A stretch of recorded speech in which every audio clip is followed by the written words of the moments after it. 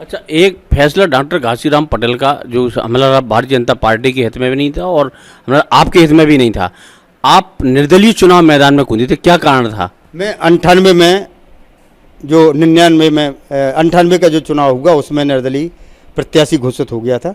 घोषित का मतलब चुनाव लड़ा था। उसका कारण एक ये नहीं था, उसका कारण एक ये था कि उस समय पार्टी ने सभी ऐसे टिकट दिए थे, अनदेखी की थी, तो पार्टी के कार्यकर्ताओं में ही एक असंतोष था। और मुझे टिकट में मतलब जीपी सिंह और जुझार सिंह इन लोगों ने मिलकर के चुनाव लड़ा दिया था। मैं उस समय मेरी उम्र भी कम थी। नहीं तो आप उमेश शुक्ला के खिलाफ साथ चुनाव लड़े थे? उमेश शुक्ला के खिलाफ चुनाव लड़ा था। डॉक्टर घासी बाहरी प्रत्याशी को मिलता है तो डॉक्टर घासीराम पटेल खुलकर उसके सपोर्ट इशारों में काम चुनाव हारने और जीतने का मैं बताऊं, बहुत साफ शब्दों में बात कर रहा हूं। मैं मेरी जितनी भी बार मैं जिलाध्यक्ष था जब कुसमरिया जी को टिकट मिला, तो कुसमरिया जी को टिकट मिलने के बाद कुसमरिया जी ने खुद इतनी दूरी बना ली मुझसे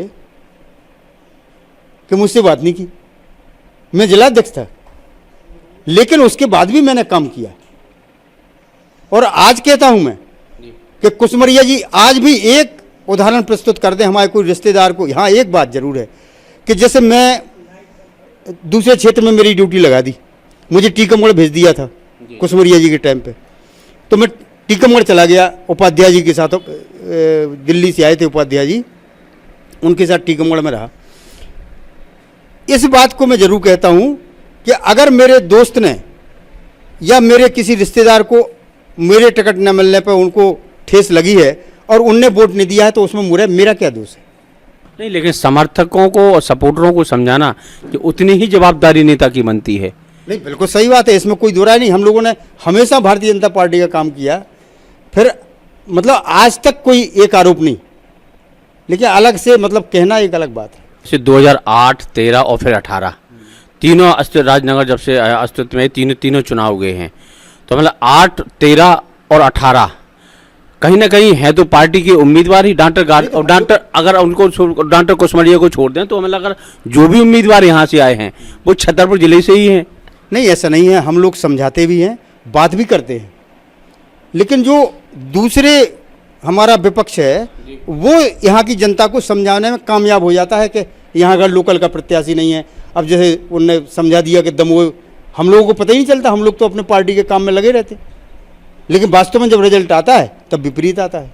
नहीं, लेकिन आप लोग हमारे महामंत्री अरविंद जी को टिकट मिली, हम लोगों ने सब में मिल के काम किया, नहीं तो और करीब जीत के करीब भी पहुंच गए थे। नहीं, जैसे चुनाव हारने के बाद पार्टी कहती है पार्टी मंथन कर रही, अब पार्टी चर्चा कर रही, हार का कारण जान रही है, तो 2008 फिर 13 फिर 18 तो पार्टी हार का कारण सिर्फ कारण यही समझ पाई कि बाहरी उम्मीदवार रहा। अब पार्टी के वरिष्ठ नेता हैं तो वो कुछ ना कुछ विश्लेषण तो करते होंगे, और जो वो करते हैं वो उचित ही करते हैं, क्योंकि मेरा मानना ऐसा है कि हमारे घर में जैसे परिवार है, हमारा परिवार है, जो वरिष्ठ हैं, हमारे पिताजी हैं या हमारे संरक्षक हैं, जो भी मतलब चाचा वगैरह, तो वो अपने परिवार के बारे में सोचते हैं तो अच्छा ही सोचते हैं, लेकिन परिणाम कुछ गलत आ जाए वो अलग बात है। तो इसमें इस बार डॉक्टर घासीराम पटेल की क्या भूमिका रहेगी भारतीय जनता पार्टी को जिताने में? हमेशा भारतीय जनता पार्टी का आज तक मैं दावा करता हूं, चाहे वो विजय बहादुर सिंह के टाइम पे हो, चाहे कुसमरिया जी के टाइम पे हो, चाहे अरविंद के टाइम पे हो, आज 15 साल हो गए हैं, एक आदमी कोई खड़ा कर दे कि घासीराम पटेल ने ये कहा कि आप भारतीय जनता पार्टी को वोट दें, कमल के फूल को वोट न दें, तो मैं पार्टी छोड़ दूंगा।